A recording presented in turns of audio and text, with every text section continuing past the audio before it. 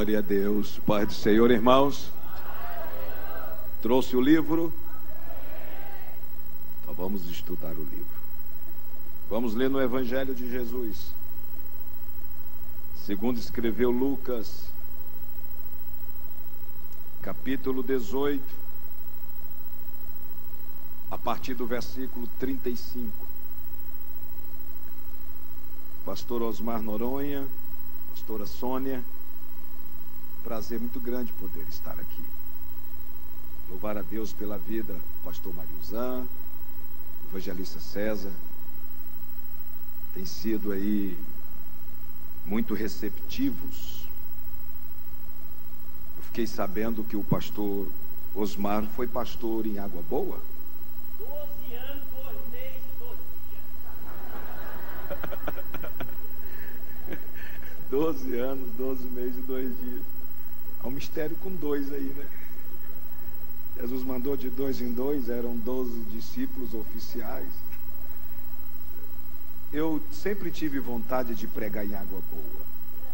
Sempre tive. Já passei muito naquela estrada ali, indo para Vila Rica, Confresa. E o senhor agora está aqui há quase 5 anos, né? 4 anos. Eu tive vontade de ir lá, aí Deus trouxe o senhor para cá, me trouxe aqui, né? E estamos juntos. Obrigado pelo carinho. Lucas capítulo 18, a partir do versículo 35. E aconteceu, chegando ele perto de Jericó, estava um cego assentado junto do caminho mendigando. E ouvindo passar a multidão, perguntou o que era aquilo. Disseram-lhe que Jesus, o Nazareno, passava. Então clamou dizendo: Jesus, filho de Davi, tem misericórdia de mim. Os que iam passando repreendiam-no para que se calasse, mas ele clamava ainda mais: Filho de Davi, tem misericórdia de mim. Então Jesus, parando, mandou que lhe trouxesse. E chegando ele, perguntou-lhe dizendo: que queres que te faça? E ele disse: Senhor, que eu veja. Jesus lhe disse: vê, a tua fé te salvou. E logo viu e seguiu glorificando a Deus. E todo o povo, vendo isso, dava louvores a Deus. E tendo Jesus entrado em Jericó, ia passando, e eis que havia ali um homem chamado Zaqueu, e era esse chefe dos publicanos, e era rico, e procurava ver quem era Jesus, e não podia, por causa da multidão, pois era de pequena estatura. E correndo adiante, subiu a um sicômoro para o ver, porque havia de passar por ali. E quando Jesus chegou àquele lugar, olhando para cima, viu e disse-lhe: Zaqueu, desce depressa, porque hoje me convém pousar em tua casa. E apressando-se, desceu e recebeu alegremente. E vendo todos isto, murmuravam, dizendo que entrara para ser hóspede de um homem pecador. E levantando-se, Zaqueu disse ao Senhor: Senhor, eis que eu dou aos pobres metade dos meus bens. E se alguma coisa tenho defraudado alguém, o restituo quadruplicado. E disse-lhe Jesus: hoje veio salvação a esta casa, pois também este é filho de Abraão, porque o Filho do Homem veio salvar o que se havia perdido. Amém? Tome assento, por favor.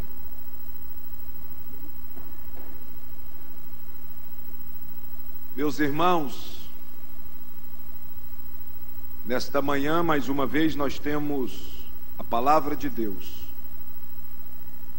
Ontem à noite, Deus, mediante a sua palavra, ministrou ao nosso coração, à luz das proporções, Eu confesso que eu saí daqui ontem impactado e eu estava com muita vontade de chegar ao hotel para ligar para minha esposa e passar para ela o relatório. Não pôde vir comigo porque ela é líder e ela está acompanhando uma programação na nossa regional. E aí nós concordamos em dividir as tarefas. Eu vou à Barra do Garça e você vá ao evento das irmãs da nossa igreja. Mas ontem eu saí daqui com uma visão totalmente renovada. Fui dormir bem leve. Engraçado que eu não vi dormir. Só vi o amanhecer. E nesta manhã eu tenho orado a Deus. E esse texto sagrado me é revelado pelo Espírito Santo. E eu quero chamar a sua atenção para vivermos um dos maiores acontecimentos do ministério messiânico. Aqui Jesus estava indo para a antessala do martírio do Calvário. E antes de chegar a Jerusalém, Jesus faz uma convocação. Eu poderia, a propósito, começar a ministrar nesta manhã no contexto imediato, versículo 31. Mas eu quero, a propósito, parece que o pastor Osmar havia combinado comigo e nós não combinamos, falar um pouco sobre a oração. O Senhor me despertou nesta manhã para falar um pouco sobre a oração. Porque antes desse grande acontecimento, Jesus falou de forma bem direta e objetiva sobre a oração. Esse capítulo 18, ele tem um tema central. Em todo esse capítulo, a ideia predominante nele é exatamente sobre a verdade do coração. Se você fazer uma busca, uma pesquisa, um estudo sistemático e detalhado dentro desse capítulo 18, você vai perceber que a ideia de todo esse capítulo, a proposta de Jesus aqui, é revelar a verdade do coração.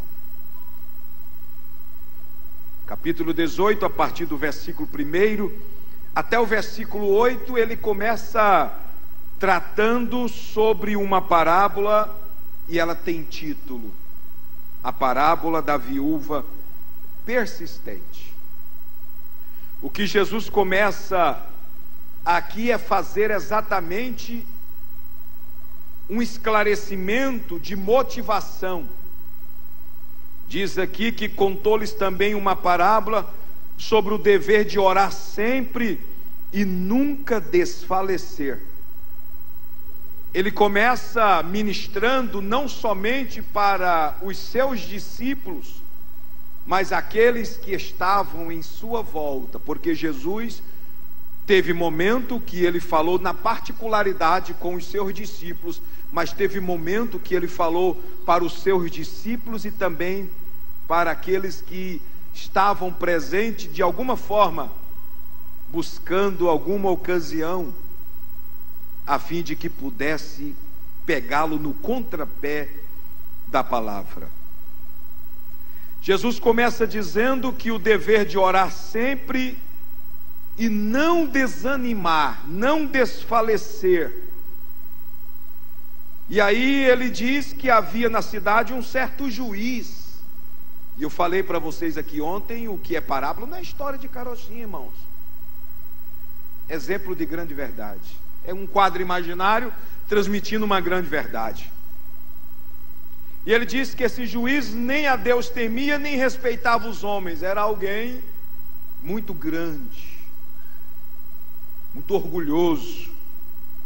E Jesus fala que havia também naquela mesma cidade uma certa viúva que ia ter com ele, dizendo: faz-me justiça contra o meu adversário. Alguém que quer justiça. Uma viúva, sem muitos recursos, solitária, sozinha.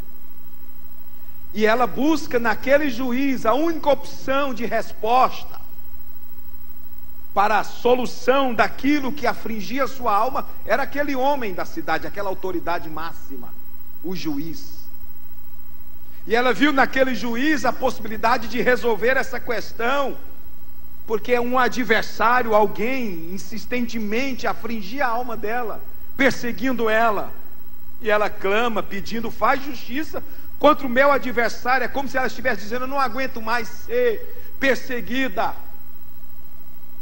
E aí a Bíblia diz que por algum tempo não quis atendê-la, mas depois disse consigo: ainda que não temo a Deus, ele está dizendo: ainda que eu não temo a Deus, nem respeito os homens, todavia como esta viúva me molesta, me incomoda, hei de fazer-lhe justiça, para que a fim não volte e me importune muito.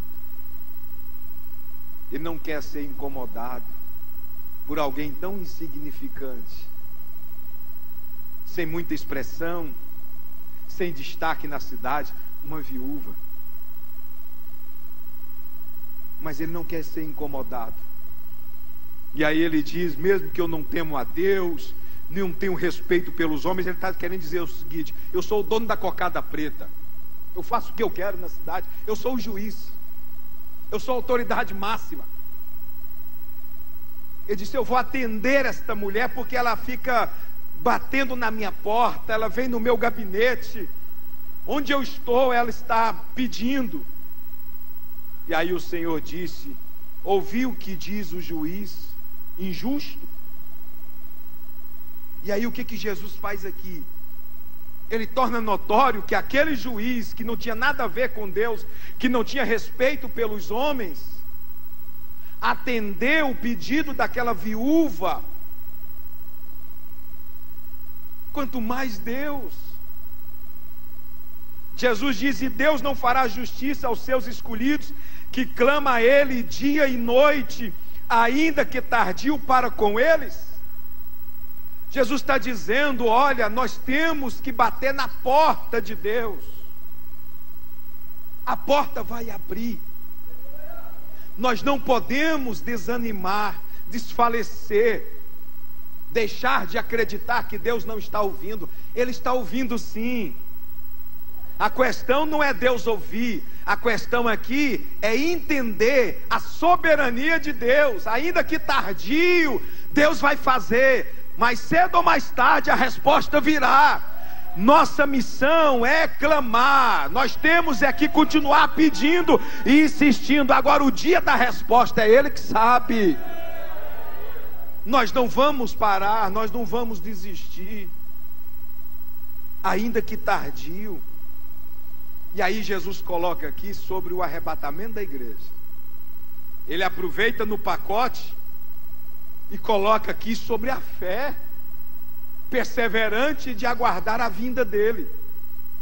Não é somente a fé perseverante de esperar e entender o tempo de Deus na sua resposta, porque o crente é muito afoito, irmão. Ele fala e já quer ser atendido.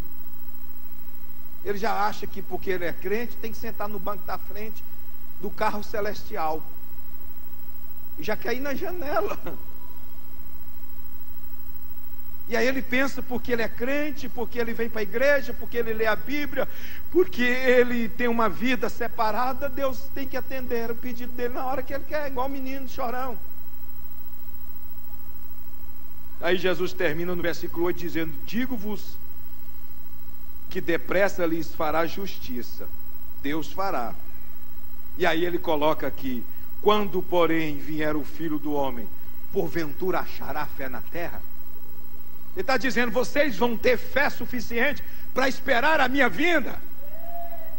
Ainda que tardio, vocês vão esperar. Quando ele vier, achará fé na terra? Ele está falando o seguinte: vocês vão permanecer felizes, aguardando. Engraçado que uma das matérias que eu tenho licenciatura no doutorado é escatologia bíblica. Eu amo escatologia bíblica. Eu prego muito sobre o arrebatamento, grande tribulação, o juízo final, o inferno, o lago de fogo. São assuntos que estão alheios, né, da igreja. Uma vez eu preguei na Bahia, num grande congresso, sobre o tema Conhecendo o Inferno à luz da Bíblia para desejar o céu. Só deseja saúde quem está doente, só quer comer quem está com fome. E aí, nossa fé, que não é fé na fé, mas a fé que vê o incrível, que vê o invisível, ao ponto de entendermos que o tempo é dele, a hora é dele, o momento é dele. E aí eu vou perguntar nesta manhã: quem quer ser feliz até a vinda de Jesus? Quer ser feliz até a vinda de Jesus? Então tenha fé, porque felicidade começa com fé. Felicidade, felicidade, felicidade, felicidade. Quem tem fé é feliz. Quem tem fé é perseverante. Quem tem fé é triunfante. Quem tem fé transporta montes. Quem tem fé não desiste. Fé. Quer agradar a Deus? Tenha fé. Sem fé é impossível agradar a Deus. E aí o que eu quero dizer é que quando você estiver orando, tenha fé. Oração sem fé é como favo sem mel. Oração sem fé é como rio sem peixe, araguaia seco, só areia, bancos de areia sem peixe. E aí, pastor Godoy, como Jesus vai aprofundar isto? Presta atenção, isso aqui eu estou falando por revelação. O pastor Osmar estava falando sobre isso aqui antes de passar o microfone para que eu ministrasse a vocês. Jesus começa falando sobre a fé perseverante, a oração perseverante, atitudes que nós temos que ter para não desistir e não pensar que Deus está alheio à nossa oração. Ele está ouvindo, Ele é absoluto. Diga: Deus é absoluto. Você sabia que no mundo espiritual não tem distância? O problema das pessoas é que quando vão orar, ele imagina Deus sentado do outro lado de Marte, numa cadeira de ouro, cercado de anjos. E aí ele coloca a oração, ele fala: minha oração não passa do teto de casa. Passa sim, irmão, porque no mundo espiritual não tem distância. O lá e cá é a mesma coisa. No Japão e aqui agora, para Deus, é uma coisa só. Tudo é assim, ó, diante dele. Onipresença, onisciência.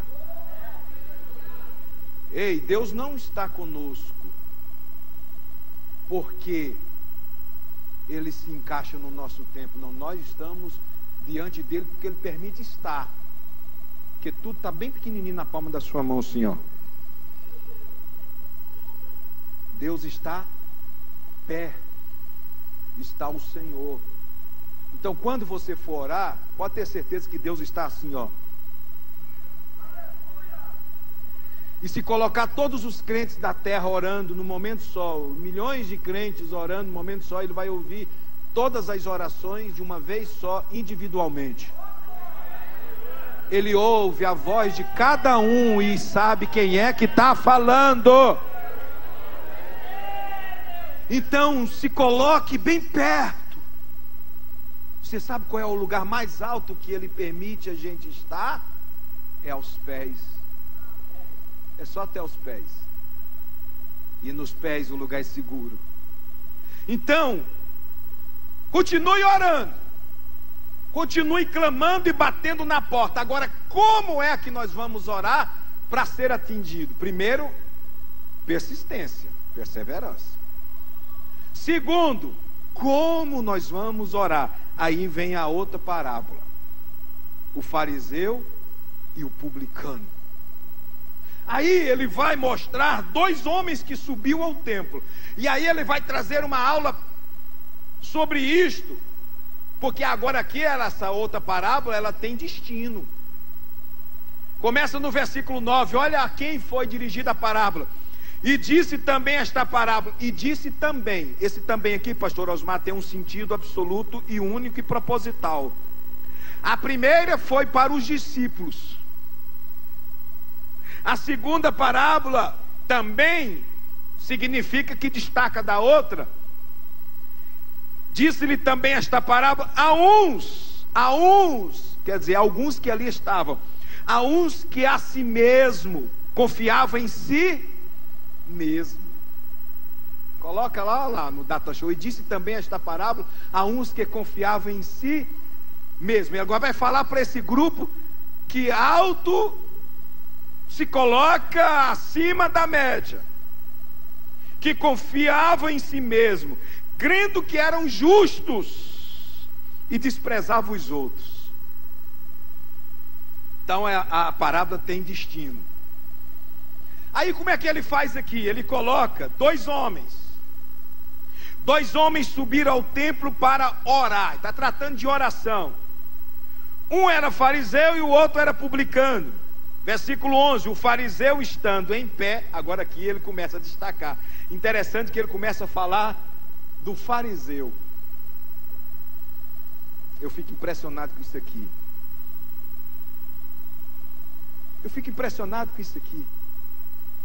Pastor Mariuzan, eu gosto dos detalhes da exposição, da narrativa. Para você entender o que a palavra está querendo dizer, presta atenção nos verbos. Presta atenção nos detalhes. Olha como Jesus começa dizendo: o fariseu estando em pé, orava consigo desta maneira. Como é que a pessoa dá conta de orar consigo? Eu vou orar comigo mesmo.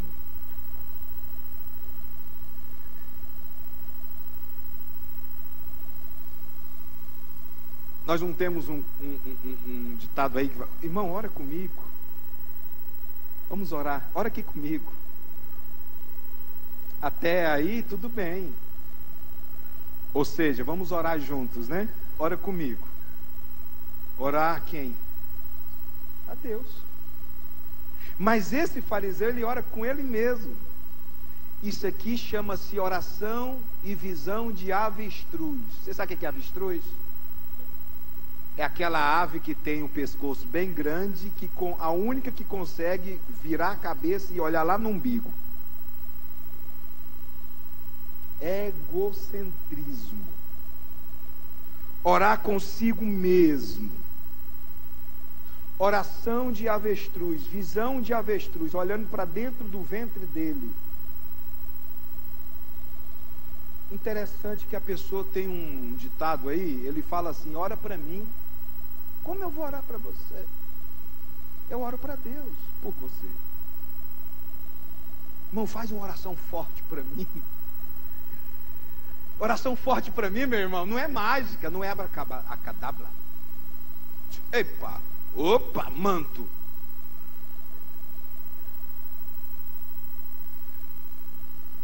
Aqui Jesus vai mostrar o que é oração. Ele orava consigo mesmo desta maneira, estando em pé. Aí olha como ele se comporta diante de Deus. Ele diz: ó Deus, graças te dou, porque não sou como os demais homens. Acaba bom, hein? Não sou como os demais homens. Aí ele vai fazer o que? Ele vai dizer o que ele evitava fazer. Eu não sou roubadores, não sou como os demais homens roubadores, injustos e adúlteros, e nem ainda como esse camarada que está aqui, ó. Esse publicano, está aqui, ó, orando.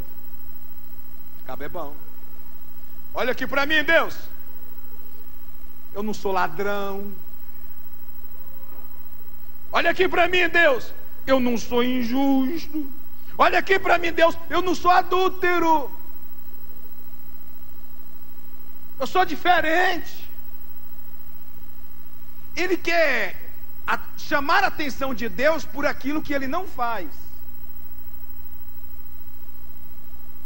Eu chamo isso aqui de espiritualista.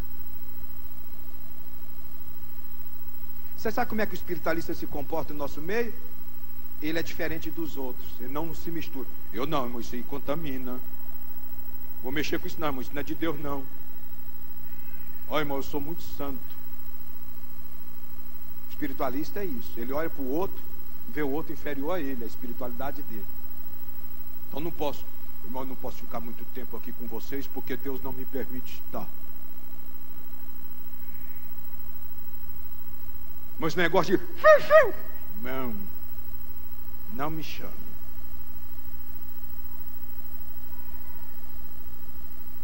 O espiritualista, ele não se envolve. Ele quer ganhar a atenção de Deus por aquilo que ele não faz. Aí ele vai o plano A e joga para o plano B. Na oração dele vem um plano B. Aí ele vai querer chamar a atenção de Deus por aquilo que ele faz. Primeiro por aquilo que ele não faz, depois por aquilo que ele faz. Aí vai dizer o quê? Jejum 2 vezes na semana. Deus, eu jejum 2 vezes na semana. Aí ele vai dizer para Deus, eu dou o dízimo de tudo. Ou seja, o Senhor é obrigado a me atender. Porque eu não sou ladrão, não sou injusto, não sou adúltero. Porque o jejum, ele acha que o jejum dele, que ele faz,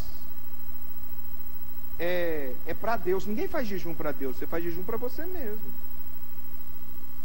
Jejum é um ato disciplinar, disciplina. Quem é beneficiado é quem jejuma. Mas aí ele quer que Deus atende ele a qualquer preço, porque ele é assim.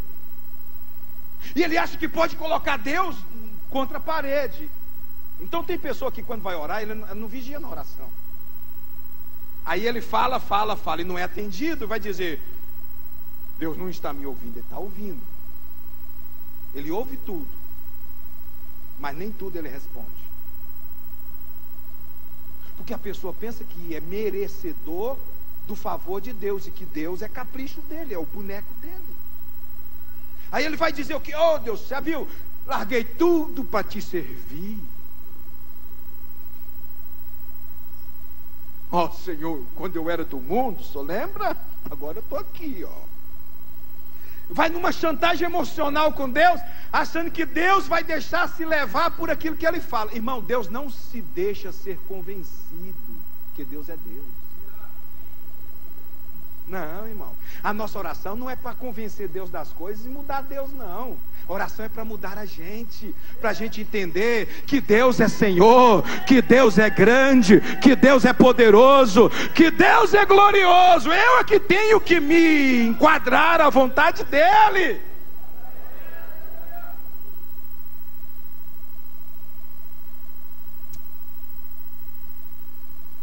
Aí Jesus vai dizer que o publicano, porém, estando em pé, de longe nem ainda queria levantar os olhos ao céu.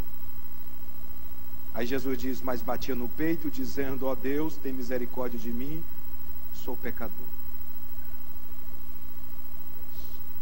Não precisou muita coisa, só dizer, tem misericórdia, Senhor. Quando você chega diante de Deus, é como Isaías, tem 3 visões: visão de Deus, visão de si mesmo e visão do reino. Porque quando você está perto de Deus, você vê o quanto você é pecador. Se não for a misericórdia dele, meu filho. E aí, Jesus está dizendo que basta você falar a verdade do seu coração.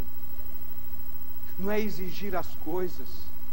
Não é direcionar Deus como tem que ser. Deus faz assim, assim, eu quero assim. Não, Deus, se o Senhor quiser, faça. Se o Senhor achar por bem, faça.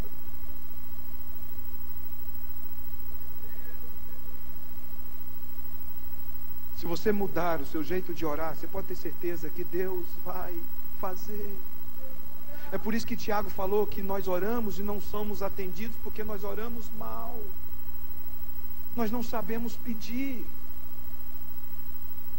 Irmão, minha esposa, um dia ela vai vir aqui, se o pastor Osmar me trouxer aqui de novo, eu vou trazer a Kátia. Ela é caladinha, mas ela sabe ganhar as coisas. Quando ela chega e fala, meu amor, eu falo, olha, está querendo alguma coisa. Ela sabe pedir. Não estou exigindo não, meu bem, mas toma. Jesus está querendo dizer que nós temos que ter uma oração inteligente, uma oração de quebrantamento, de verdade do coração. Jesus disse que este desceu justificado para a sua casa e não aquele, porque a qualquer que a si mesmo se exalta será humilhado, e qualquer que a si mesmo se humilha será exaltado. Jesus está querendo dizer que nós temos que ter reservas nesse mundo espiritual com Deus. Não precisa dizer que é espiritual. Seja espiritual. Não tem que falar que está fazendo. Faça. Sem ser percebido. Tenta o máximo possível se esconder atrás da cortina da graça. Porque fariseu que gosta de aparecer. Jejum, irmão, é algo secreto, disciplinar. Eu gosto muito do jejum do silêncio, porque o que mais edifica não é o que você faz para que as pessoas vejam, mas o que você faz aquilo que Deus está vendo com ele. A gente ficar sem comer, a gente está trazendo um benefício para o nosso corpo e uma disciplina. Mas não precisa dizer que faz. Você já viu que tem gente que quando quer jejuar, ele quer ganhar tempo? Mas eu vou jejuar até 4 horas da tarde, eu preciso saber o que eu vou fazer para passar a hora. Aí ele começa a arrumar coisa para fazer, para não lembrar que está sem comer. E acha que está jejuando.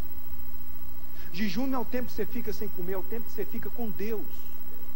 No reservado com Deus, lavando o seu rosto para que ninguém perceba. Já viu aquele tipo de gente que quando está jejuando ele vai para a casa da irmã Maria, chega lá? Pode ser, oi irmã Maria. Pode ser, ô meu irmão. Tudo bem, tá aí, tá por ali. Passa um pouquinho, irmã Maria traz o café com pão de queijo. Cafezinho aqui, irmão Joaquim. Agora não. Estou jejuando.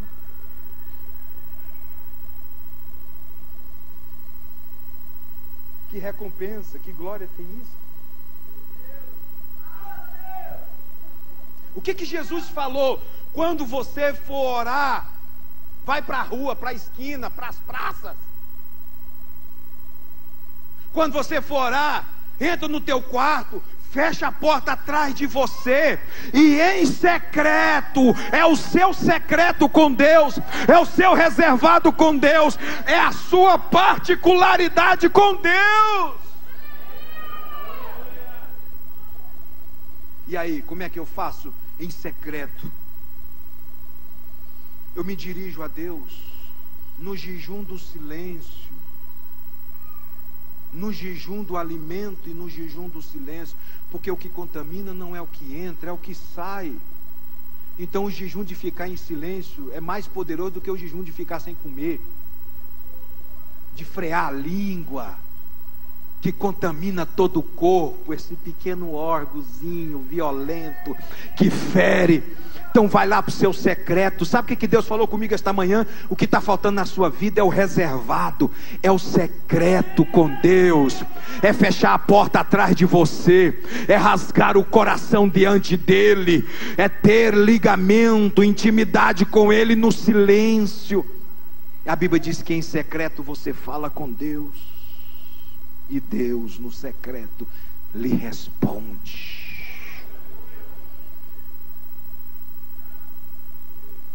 E aí vai desenrolando esse capítulo 18, que eu poderia ministrar aqui um mês inteiro. Várias aulas. Aí Jesus vai pegar o exemplo das crianças, que as coisas acontecem assim numa velocidade, é no acelera de Cristo. Trazia ali também meninos, E ele toma o menino e vai dar uma lição para dizer: ó, se não for como menino, não entra no reino. Não tem que ser como menino diante de Deus. Simples.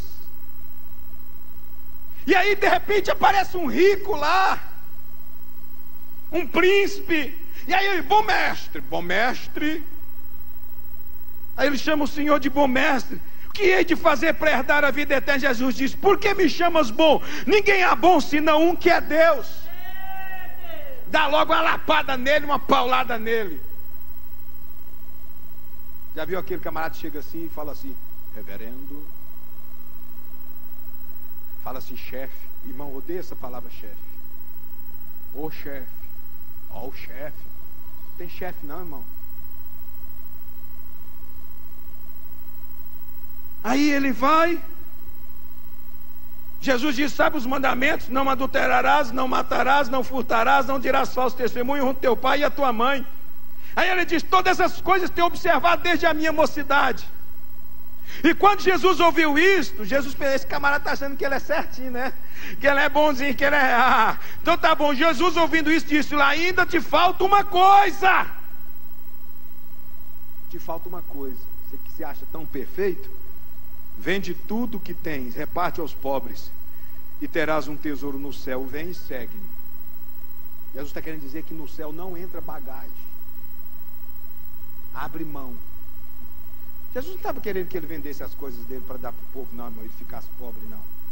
Jesus estava querendo que ele tinha que tirar aquilo que estava dentro dele, que estava impedindo, estava muito cheio aqui, não tinha lugar para ele. A Bíblia diz que, mas ouvindo isto, ficou muito triste, porque era muito rico. Estava pegado com as coisas. A riqueza mandava nele. O problema não é ter dinheiro, é o dinheiro ter você.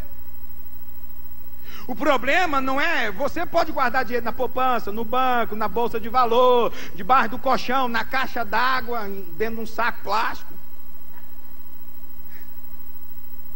Lugar bom de esconder dinheiro, né? Dentro da botina velha. Só não pode é guardar aqui, ó. Ele não pode mandar em você, você manda nele. Ele trabalha para você, ele faz o que você quer. Você é que dá as ordens. Você vive e sabe viver. Jesus está querendo dizer que não tem como servir a ele e servir o dinheiro. Aí os discípulos falam: então quem vai se salvar?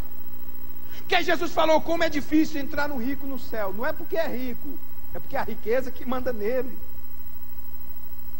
E aí o negócio vai desenrolando, até que chega no versículo 31. E aqui eu já começo a partir para aplicação. Lembra de ontem? Conhecer, explicar e aplicar. Versículo 31, coloca lá. E tomando consigo os 12. Agora o negócio afunila. Afunilou, César, só para 12. Tomando consigo os 12, disse-lhes: eis que subimos a... lê lá, subimos a Jerusalém. Ou seja, agora está resolvida aquela questão ali. Agora é só com a gente. Vamos embora. Vamos embora para onde? Para o martírio. Eis que subimos a Jerusalém, e se cumprirá no Filho do Homem tudo que pelos profetas foi escrito. Jesus vai trazer exegese aos discípulos. Jesus vai falar das escrituras. Jesus começa a preparar o psicológico deles. O que Jesus vai fazer aqui? Vai dar uma aula para eles acerca das profecias e dos acontecimentos na vida dele. Aí Jesus faz uma convocação, não quer mais ninguém, é só os 12. Porque tudo que ele fez em função daqueles 12. E aí Jesus faz um alerta: olha, vai se cumprir na vida do Filho do Homem o que foi escrito. Então o que vocês vão ouvir aqui não é de mim mesmo, é do que está escrito. Põe um outro versículo lá. Aí Jesus expõe o que está escrito: pois há de ser entregue aos gentios, escarnecido, injuriado, cuspido, e havendo açoitado, o matarão. Imagine Jesus falando isso para aqueles 12 homens. Nós vamos subir a Jerusalém. Quando chegar em Jerusalém, vai cumprir as escrituras. Foi profetizado, foi falado, escrito pelos profetas. E o que vai cumprir lá é que eu vou ser escarnecido, injuriado, cuspido, açoitado e executado. Para aí. Que coisa terrível, Jesus. Vai acontecer isso com o Senhor?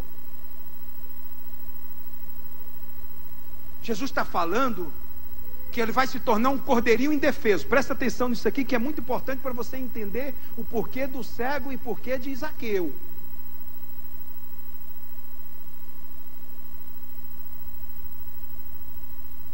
Eu fico pensando na cena, pastor Osmar.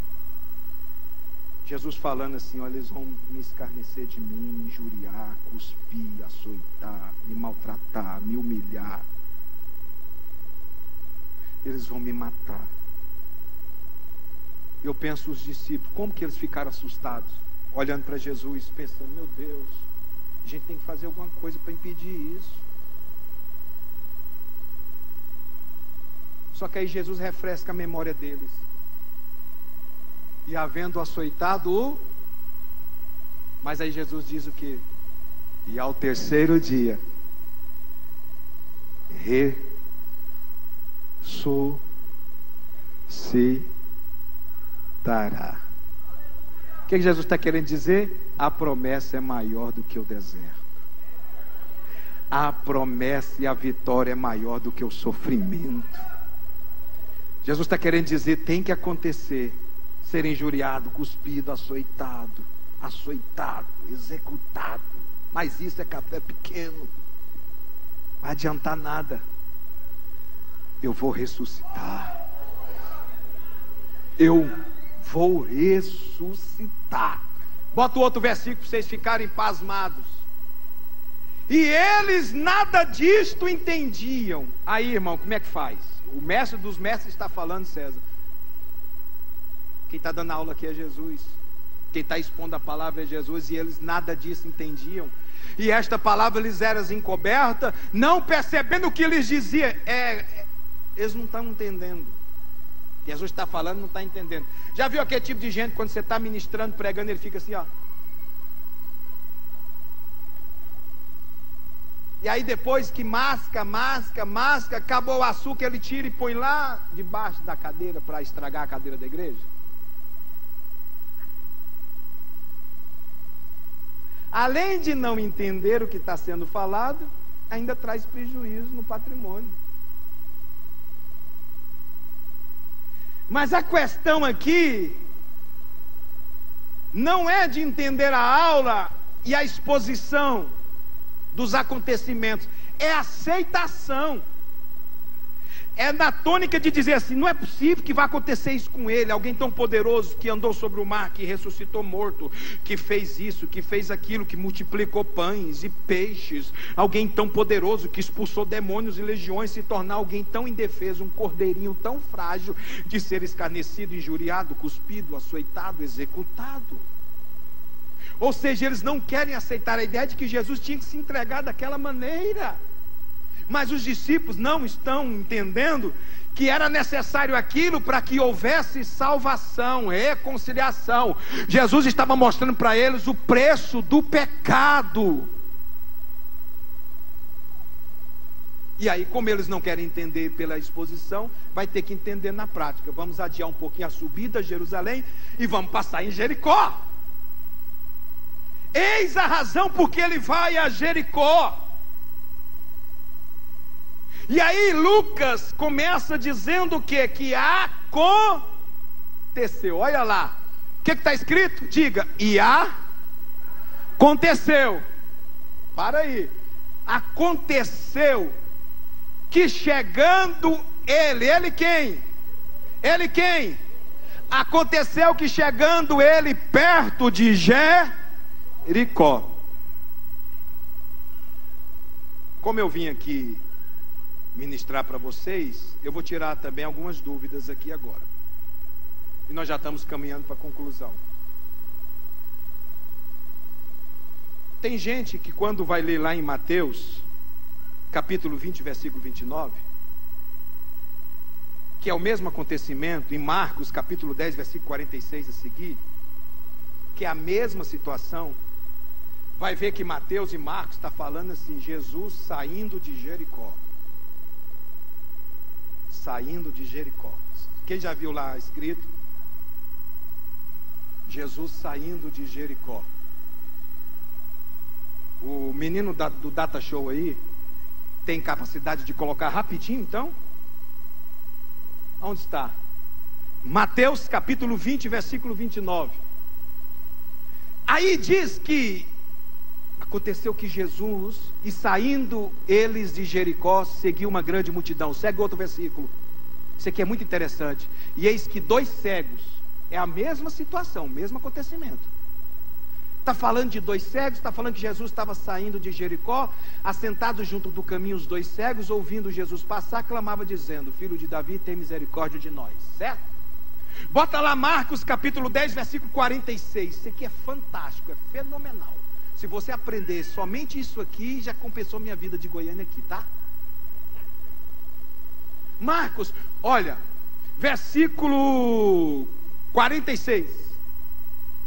Depois foram para Jericó, e saindo ele com os seus discípulos, e uma grande multidão, Bartimeu, o cego, filho de Timeu, estava sentado junto do caminho mendigando. Então Mateus está falando que eram 2 cegos, não dá nome.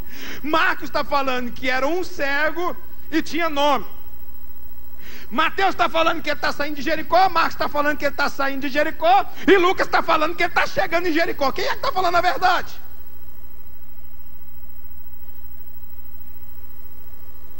Ah, pastor, a maioria manda. Mateus e Marcos têm razão. Tem mesmo. E Lucas também. Sabe por quê, gente? Não é que a Bíblia está entrando em contradição, é porque havia 2 Jericó. A antiga e a nova, construída por Herodes, a 2 quilômetros, perto do Mar Morto, cidade e oponente. Agora é necessário você entender que os evangelhos, cada evangelista escreveu para determinada classe. Havia 4 classes representativas do povo. Classes essas formadas de judeus, de romanos, de gregos, e uma classe tirada das 3 classes que é a igreja. Mateus escreve aos judeus todos os acontecimentos messiânicos. Então Mateus achou por bem falar da antiga, por causa dos judeus, porque os judeus odiavam a nova Jericó, tomada pelos romanos.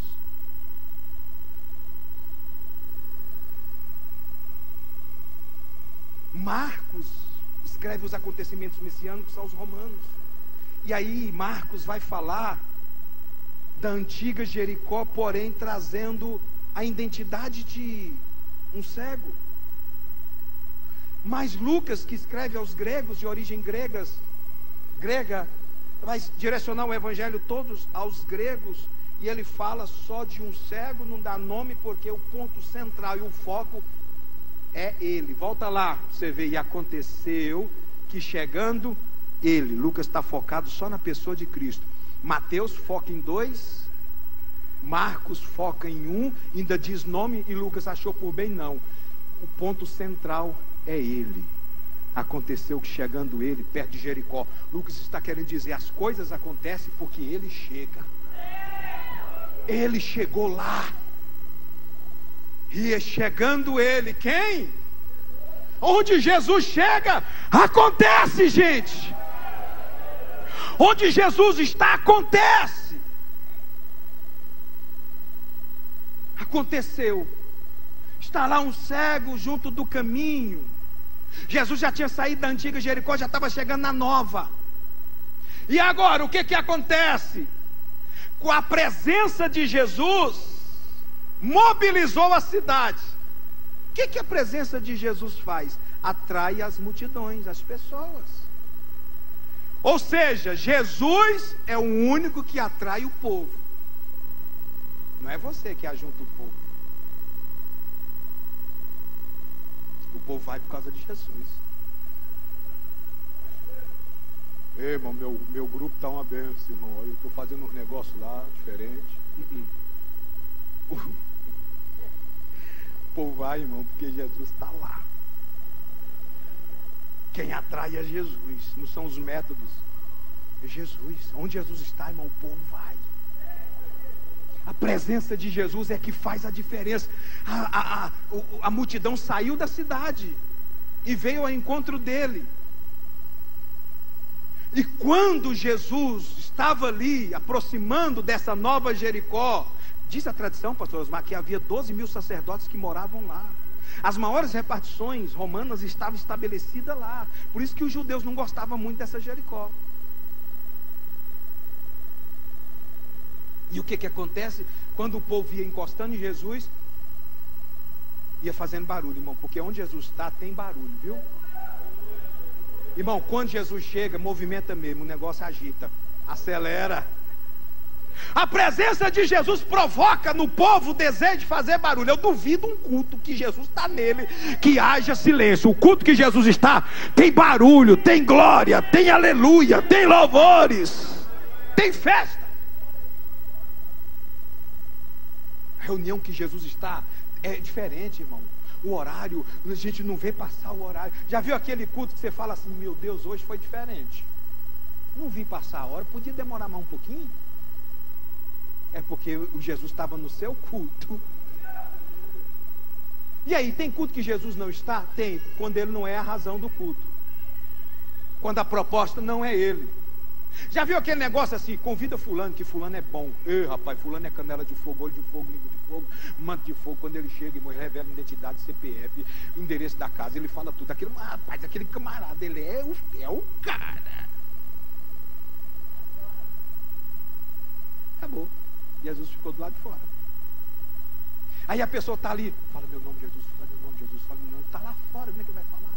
Fala meu nome Jesus, fala meu nome. Você não sabe o seu nome, não?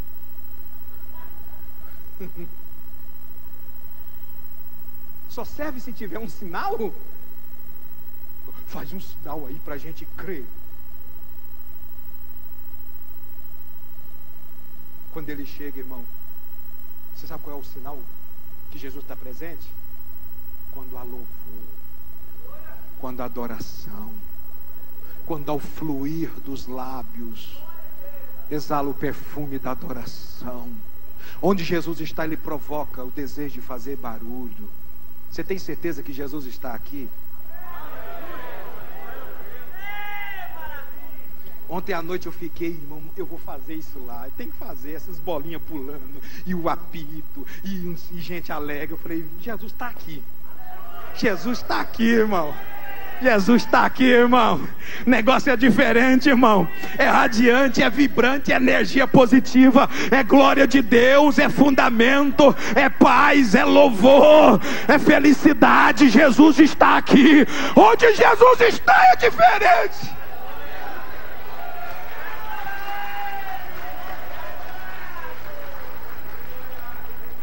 Pastor Osmar, o dia que eu fizer lá na igreja que eu sou pastor, na regional, as bolinhas para cima, e eu vou mandar para o senhor a filmagem.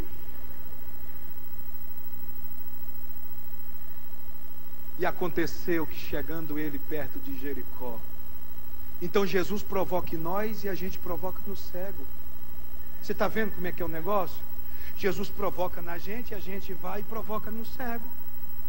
Porque o cego não sabia que Jesus estava, mas sabia que a multidão estava, porque a multidão estava fazendo barulho. E eu tenho fundamento bíblico para provar isso aqui, que foi por causa de Jesus. Porque o cego estava junto do caminho mendigando. Bota o outro versículo. E ouvindo quem? Ouvindo passar a multidão. Não era Jesus, ouvindo passar a multidão. Por que ele ouviu a multidão? Porque a multidão não estava em silêncio. Se você se calar, o povo não vai querer saber o que é que está acontecendo. Então tem que fazer barulho mesmo, irmão. Tem que abrir a boca mesmo. Tem que anunciar as grandezas que Jesus está ali no seu GE. Tem que anunciar no seu GF, no seu grupo familiar. Não pode ficar caladinho, tímido não. Sai falando na rua, sai gritando, bota carro de som, solta foguete, faz buzinaço, acelera, meu filho. Jesus está na reunião, milagre vai acontecer. Ah, se eu morasse em Barra do Garça.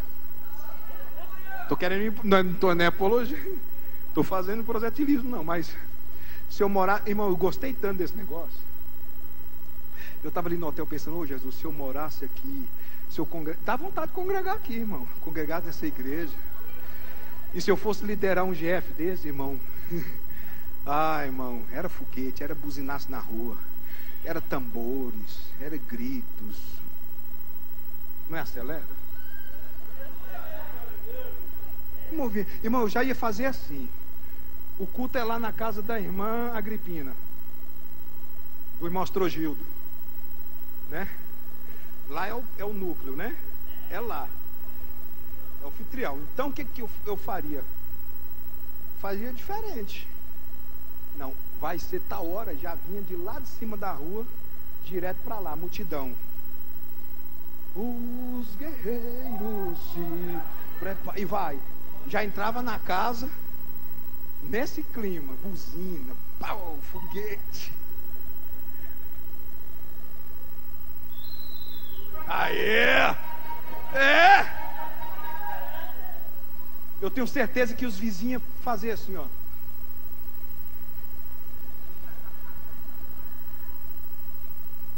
O governador chegou na cidade, na rua. Então Jesus provoca no povo, o povo provoca no cego, porque se o povo ficar calado, o cego não pergunta. A bênção dele está ali, ele não sabe, mas o povo provoca no cego. Aí quando o cego ouviu a multidão, perguntou o que era, eu tenho certeza que os vizinhos vão falar assim, o que é que está acontecendo na casa do irmão Astrogildo? Da irmã Agripina? Olha lá a razão do movimento, bota o outro versículo. O que eles disseram? Jesus? Que é a razão de tudo? Que é a razão de tudo? Disseram-lhe que Jesus, o Nazareno, passava. É Jesus que está aqui. É Jesus que está aqui. O Nazareno. É Ele. Então tá aí, pastor Mariuzan, o fundamento bíblico para justificar o barulho. Jesus. O cego está perguntando o que é isso, é diferente. É diferente. Estou acostumado há muitos anos com movimentos rotineiros, mas hoje está diferente. O que é isso, gente? Me fala. Jesus, o Nazareno, chegou aqui neste lugar. E agora? Presta atenção. Quando disseram que Jesus o Nazareno passava, e era a razão de todo aquele movimento, bota o outro versículo, o cego revela que ele enxergava. O cego enxergava, sim ou não? Vou mostrar para você que o cego já enxergava, está escrito. Vocês nunca perceberam que esse homem enxergava? Ele estava o tempo todo ali enxergando.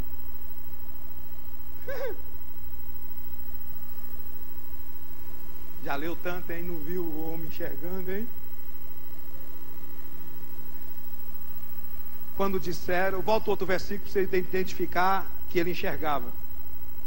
Disseram-lhe que Jesus, bota o outro versículo para você ver que ele enxergava. Então clamou, dizendo o quê? Jesus, filho. Então ele enxergava. Então o povo era cego. E o único que enxergava era o cego.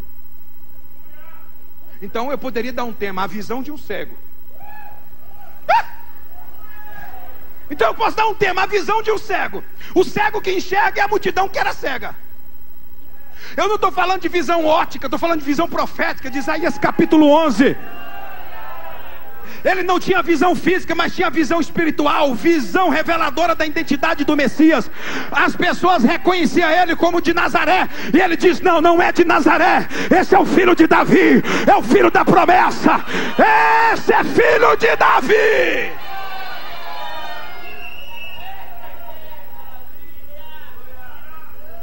Isaías capítulo 11 está escrito: porque brotará um rebento do trono de Jessé, das suas raízes um renovo frutificará, e repousará sobre ele o Espírito do Senhor, o Espírito de fortaleza, de temor. Não julgará segundo a sua vista, e não desprezará o pobre. O cego conhecia a palavra, senão ele não clamava filho de Davi. Ele está revelando a verdadeira identidade do Messias. Está em Lucas capítulo 1: eis que em teu ventre conceberás, dará à luz um filho, por-lhe-ás o nome de Jesus, será chamado Filho do Altíssimo, e o Senhor Deus lhe dará o trono de Davi, seu pai.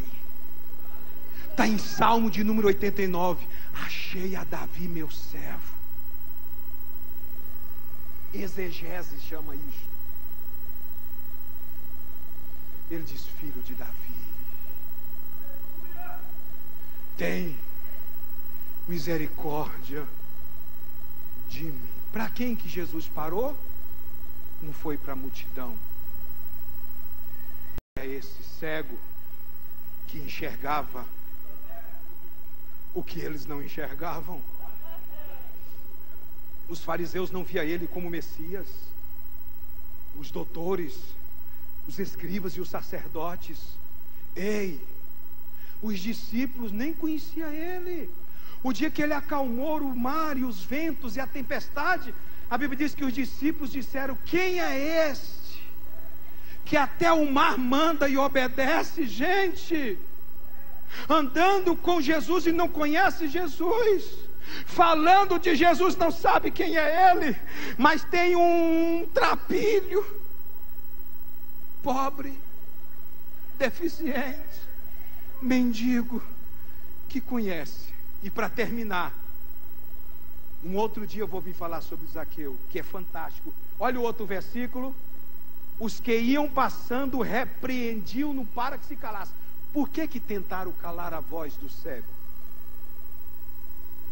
Porque eles não podiam aceitar a revelação messiânica de um deficiente, insignificante.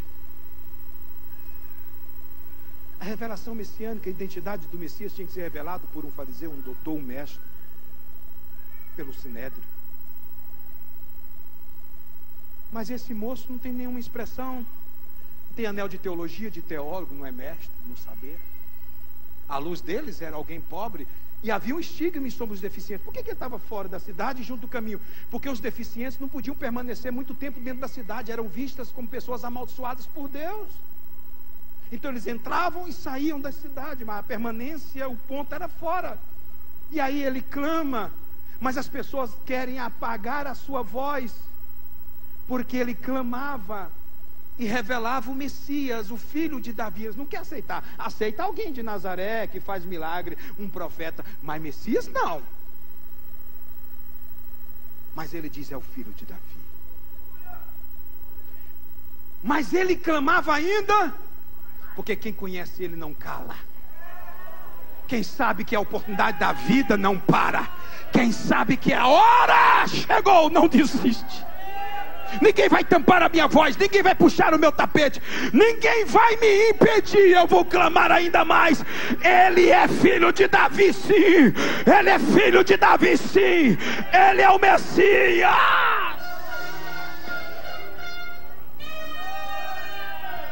Olha aqui. Sabe como é que eu reconheço isso aqui? Cheguei a uma conclusão, que esse ato de repreender no original vai dizer duramente. Duramente. Cala, cego, cala a boca, amaldiçoado, fecha a boca, não fala isso. Está lá, repreendiam para que se calasse. Repreensão, intimidação. Sabe por quê? Por causa do mau hálito da alma.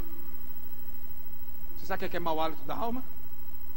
Uma pequena palavra chamada inveja. Inveja é o mau hálito da alma. O invejoso é aquele que quer apagar o brilho daquele que quer se destacar e se revela. Invejoso é aquele que quer ofuscar. Eles não tiveram a capacidade de reconhecê-lo como Messias. E alguém que se aparece, se revela, não pode se destacar. Cala, fica quieto. Infelizmente a gente tem que conviver com isso. Tem gente que não gosta de você, é verdade. Isso não é revelação, não, é verdade. Tem gente que não gosta do seu jeito de vestir, de falar, de andar, de sorrir. Tudo em você incomoda. E por que incomoda? Porque não dá conta de ser você. Por que incomoda? Porque ele tem vontade de fazer o que você faz. Por que incomoda? Porque ele queria assumir o seu lugar. Isso é mau hálito. Como é que a gente lida com esse tipo de gente? O cego que dá uma lição. Eu aprendi a lidar com o invejoso. Eu posso dizer que eu tenho um doutorado em descobrir invejoso. Eu tenho uma facilidade tão grande de ver quem tem inveja. Você começa a identificar o invejoso primeiro nos olhos. Olha aqui para mim. Não baixa a vista não, irmão. Invejoso não olha no olho. Ele olha para baixo. A pupila do olho do invejoso é igual de papagaio, muda de cor, dilata. O ponto de estresse da inveja dilata. Os olhos falam. Outro sintoma para identificar o invejoso é o amarelão no rosto. Você conta uma coisa que se você está feliz para ele, ele faz assim, bom para você. Inveja. Deus te dá uma bênção, quando você chega tão feliz, o invejoso já se desfigura.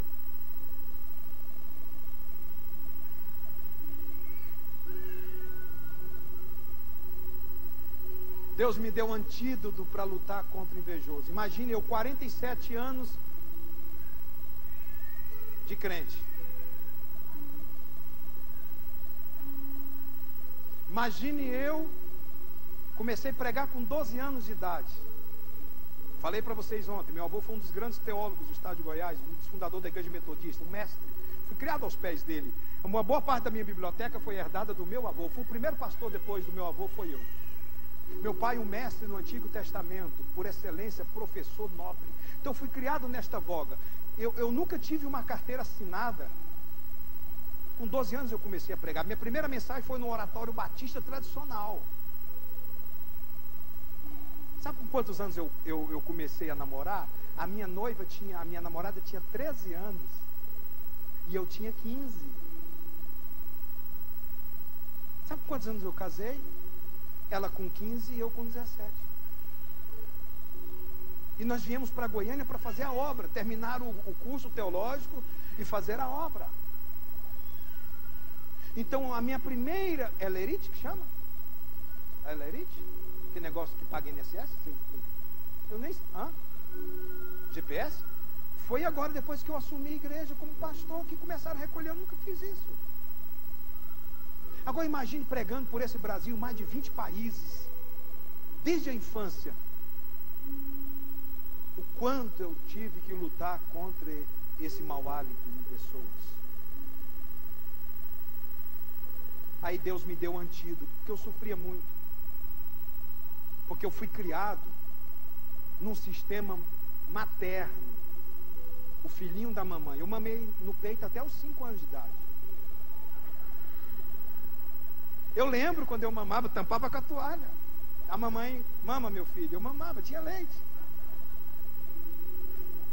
Gente, eu mamei mamadeira até os 12. E bico a quase até os 15. Larguei porque eu comecei a namorar. Comecei a pregar mamando mamadeira. E quando eu casei, na primeira semana, eu falei para minha esposa, Kátia, vai mamar. Faz um mingau. Sabe aquela rapinha do mingau? Ela falou, para com isso, você já é homem. Então, muito sentimental. Eu sou muito apegado, pastor Osmar. Então eu começava a sofrer com gente que tem inveja. Aí eu perdi a noite de sono. Aí Deus me deu um antídoto para lutar contra o invejoso. Irmão, depois que Deus me deu o antídoto, a vacina,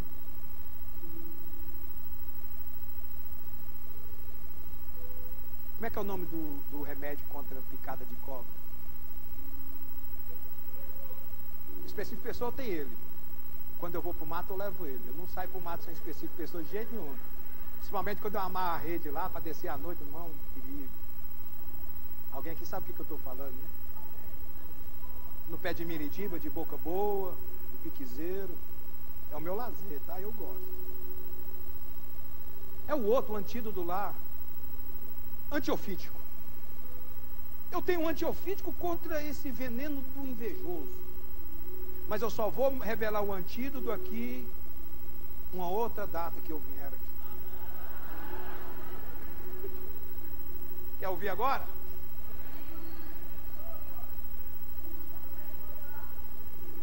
Sabe por quê, meu irmão? A gente vai ser sempre vítima desse veneno. Não é na igreja, não, em todos os segmentos da vida, no trabalho, na família.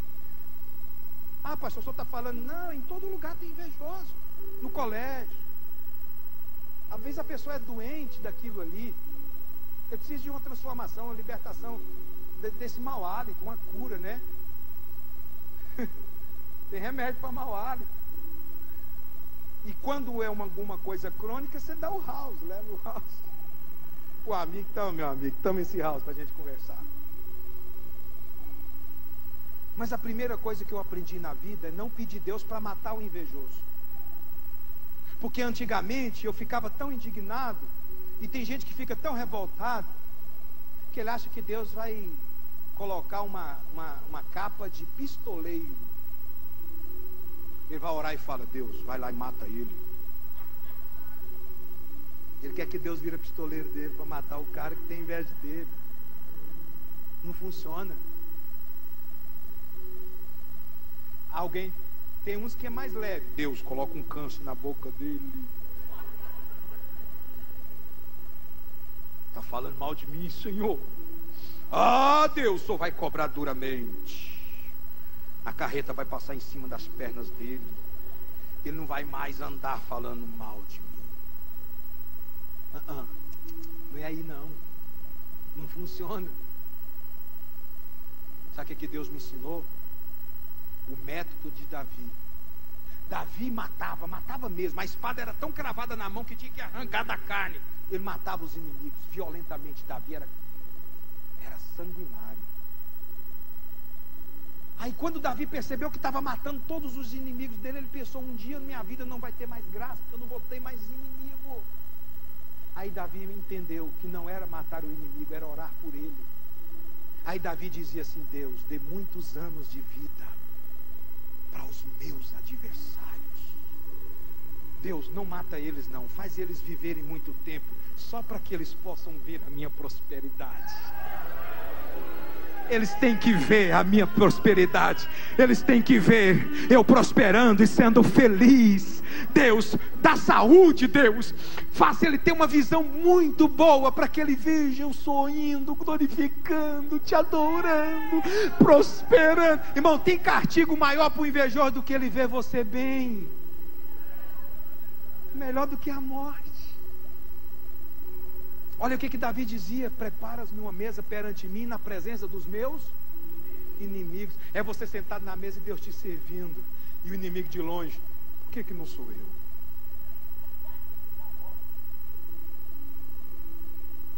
Primeira coisa, ore por eles. Segunda coisa, não leve ele para dormir na sua casa. Não ande com ele no seu carro. Não almoce, não janta, não tome café. É aquela pessoa que não tira ele aqui, ó, das janelas da alma, fica o tempo todo. Não larga a pessoa no pensamento, vai deitar e fica pensando, e o sono não vem. Não, amanhã ele vai ver, eu vou lá, eu vou. Não, dorme com Jesus, fala para Jesus, cita versículo bíblico. Deixa a sua mente focada em Deus. Não ande com quem não goste de você. Jesus gosta. Você não tem que viver em função do que as pessoas pensam. Você tem que viver em função de que Deus te ama. Terceiro lugar, nunca sai de casa cabisbaixo. O dia que você estiver mal, não sai de casa. Fique em casa. Está nervoso? Fique em casa. Ah, está nervoso, vai pescar. Fique em casa. Às vezes você vai pescar, você ofende até o companheiro da pesca. Fique em casa. Fica ali, sozinho, naquele reservado. Não sai de casa triste, abatido, o mundo está desabando. Você vai sair, então já que decidiu sair, faça o sacrifício que a Bíblia manda fazer, sacrifício de louvor. Já que vai sair, então faz assim, ó. O mundo está esbagaçando, está arrebentado, então ó. Aí quando você encontra aquela pessoa que tem inveja de você, vai, mas eu só ando rindo. Eu não vejo triste. Porque o invejoso quer ver a gente triste. Ele é provocativo. Às vezes ele não fala da gente, mas ele quer insinuar que fala. Você é amigo do pastor Mariuzan, e ele tem inveja de você. Ele chega no Mariuzan, está conversando aqui, olhando para você, mas não está falando de você. Tá, vai lá, só para você pensar que está. Aí você quer buscar notícia ruim ao seu respeito, porque o invejoso não vai falar bem, mas às vezes ele nem está falando mal. Você que quer buscar isso. Aí quando ele sai, você chega, você é meu amigo, viu, Mariuzan? O que ele estava falando de mim aí? Fala. Fala. Quem? Fulano. Estava aí conversando, você olhando para mim, estava falando de... Não estava falando assim, não, estava sim. Você quer saber notícia ruim, irmão? Invejoso sempre vai falar alguma coisa. Você não tem que buscar, você tem que ser feliz. Jesus te chamou, você é usado por Ele. Deus está derramando, fica de pé agora.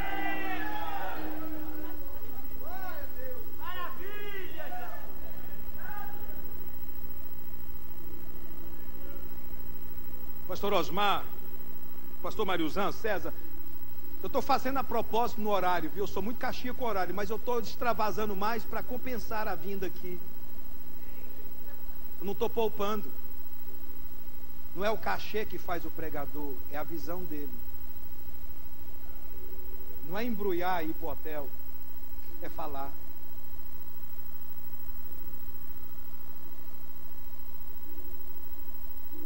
Jesus parou. Jesus parou para ele, Jesus para você, Jesus para nós. E quando Jesus para, Jesus revela que ele sabe. Porque a Bíblia diz que Jesus parando, então Jesus parando mandou que o... Se Jesus mandou que o trouxesse, Jesus sabia que ele era cego fisicamente, necessitava de auxílio. Jesus mandou que o trouxesse. Jesus te conhece, Jesus sabe. Ele tem cuidado de ti. Segure nas mãos.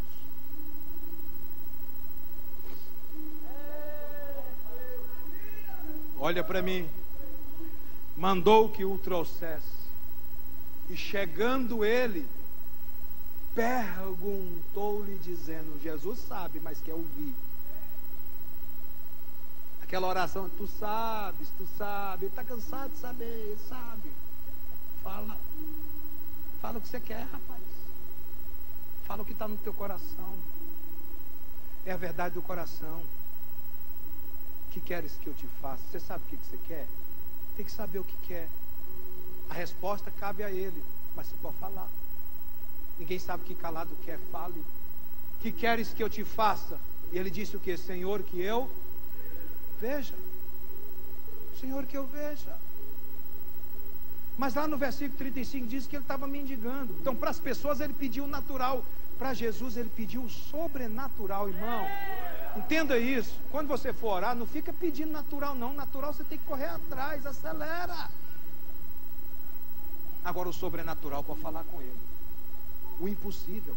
Se você vê aqui, ó, todos os acontecimentos do ministério de Jesus foram acontecimentos de milagres, de maravilhas, sobrenatural.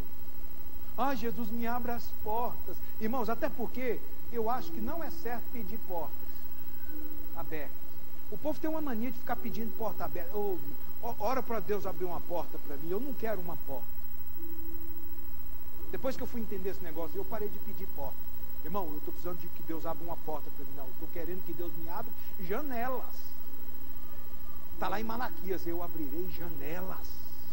Porta é só uma ou duas. Quantas janelas tem uma casa, irmão? E janela só se abre do lado de dentro. Só Ele pode abrir janelas. Janelas são bênçãos. O que traz o ar na casa não é a porta, é a janela. É o que refrigera a casa. A alegria quando se abre as janelas. Janelas são muitas possibilidades. E só Ele tem o poder de abrir do lado de dentro. O trinco se abre do lado de dentro. Mas aí você está querendo uma possibilidade, mas você não faz a sua parte. Está aí parado esperando um anjo descer com uma cesta de ouro, uma bandeja de ouro, e lá na sua casa, não, meu filho, faz rasto, vai para a rua, vai bater na porta, leva o currículo, vai fazer a faculdade, vai estudar, faça. Agora o impossível ele vai fazer, o sobrenatural ele vai fazer. É por isso que o cego não pediu esmola para Jesus. Ele disse: Senhor, que eu veja. Ele é o Messias, eu sei quem é ele pode fazer muito mais. Não vou pedir pequeno não, já que eu estou aqui diante dele, é a minha oportunidade, eu vou pedir mais. Faça um milagre, eu quero ver. Aí Jesus disse: vê, tua fé. Não é a fé de Cristo, nem a fé dos discípulos, é a tua fé. Já está aí. Pode ser do tamanho de um grão de mostarda, é a tua fé. Tua fé, tua fé, tua fé, tua fé, tua fé, tua fé te salvou. Te salvou. Agora, para terminar, por que ele foi curado? Por que a visão dele foi recuperada? Por que ele voltou a enxergar? Sabe por quê? Porque ele não teve vergonha de dizer para Jesus que ele era cego. Que queres que eu te faça? Sou cego, quero ver. O problema nosso é não querer mostrar para ele onde está o defeito. A gente não quer mostrar a nossa fraqueza e a nossa deficiência. A gente quer maquiar a nossa vida como sendo super-homens da fé. E diante dele, irmãos, há sempre uma coisa faltando em nós. Não tenha vergonha de mostrar para ele onde é que está a tua fraqueza, tua deficiência. Diga para ele onde dói. Mostra para ele onde está a ferida. Por isso que o salmista diz: sonda-me, vê se há em mim alguma coisa. É por isso que Davi dizia assim: não me lances fora da tua presença e não retires de mim o teu Espírito Santo. Davi dizia assim: eu pequei, eu quis pecar. Mostra para ele onde machuca. O cego não teve vergonha de dizer que era cego. O problema nosso é querer esconder a deficiência. Das pessoas sim, dele não. Das pessoas faz a plástica, coloca a prótese. O cego coloca o óculos escuro para não dizer que o olho é cego. Mas quando chegar diante dele, arranca tudo isso e fala: aqui, é aqui, me ajuda, me ajuda. Aí Jesus disse: vê! Não é ser curado somente, é ser salvo. E o que ele vai fazer em nós não vai nos distanciar dele. Para com isso, gente. Ah não, fulano veio na igreja só para receber a bênção e foi embora. Não recebeu, foi um paliativo. Porque quem é alcançado por ele e abençoado por ele não se perde. Ei, o que ele faz não faz para distanciar a gente. Ah não, fulano só veio para a igreja, até melhorou. Não, mas é um paliativo. Lá na frente o negócio arrebenta de novo. É igual o pé de pimenta, que aquele passarinho que come pimenta. Não sei se no Mato Grosso tem, prim, faz festa no pé de pimenta. Mas quando a pimenta vai para a moela, ele cai no chão e fica. Aí a raposa pega, ele fica vulnerável porque a pimenta arde na moela. Aí o bichinho é tão danado que quando espelha a pimenta, ele volta para o pé de pimenta de novo. Está ardendo, vem para a igreja. Ai, ora para mim. Ai. Acabou a dor. Ai, pé de pimenta. Olha o versículo que se segue. E logo viu e seguiu. O que ele faz? Transforma a gente em discípulo. A gente segue ele, a gente vai com ele, a gente anda com ele. E seguiu. Seguiu glorificando a Deus. E o que mais acontece? Todo o povo vendo isso. Que povo era esse? Os mesmos que falaram: cala, cala. Os mesmos que repreenderam ele. A Bíblia diz que todo o povo vendo isso dava louvores a Deus. A bênção na sua vida vai contagiar até aqueles que têm inveja.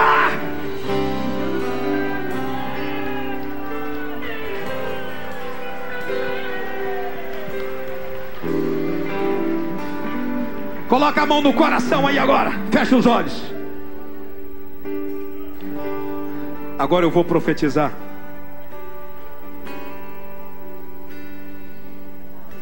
A terra da tua humilhação será a terra da tua exaltação. Aonde você foi perseguido, humilhado, criticado, vai ser aonde o Senhor vai te abençoar. E aqueles que te entristeceram vão dar glória a Deus e vão confessar que Deus é na sua vida. Até eles serão abençoados com a bênção que virá sobre você, porque Ele te ama.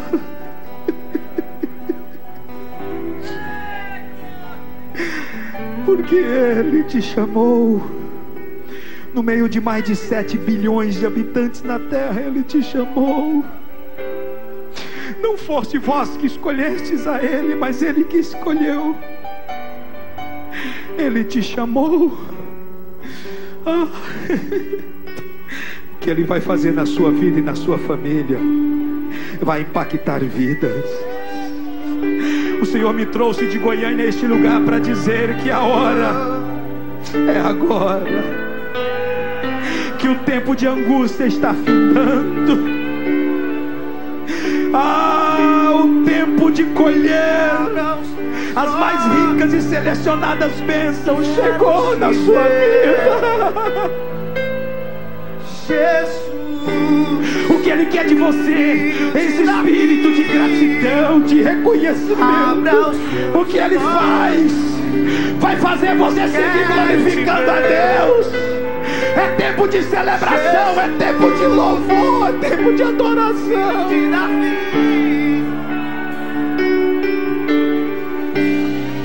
Pastor Mariuzan, pastor Osmar, presta atenção nisso aqui bem baixinho. Eram 10 leprosos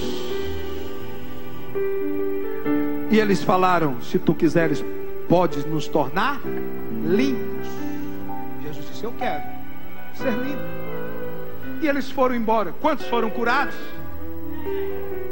Só um. 10 foram limpos e um que foi curado.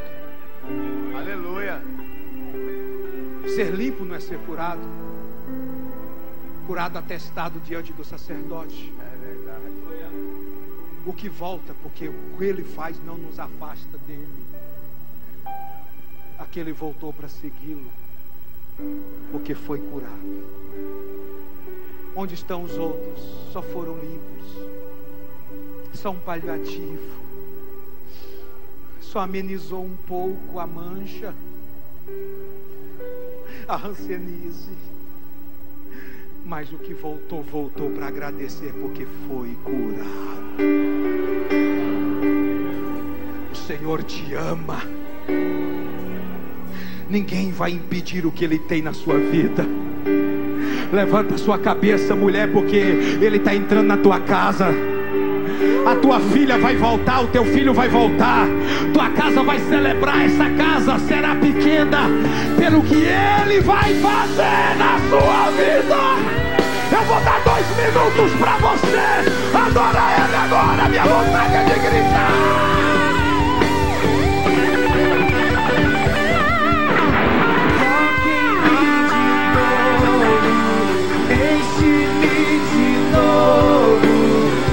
Eu não me vejo sem tua presença. Toque em mim de novo, enche-me de novo.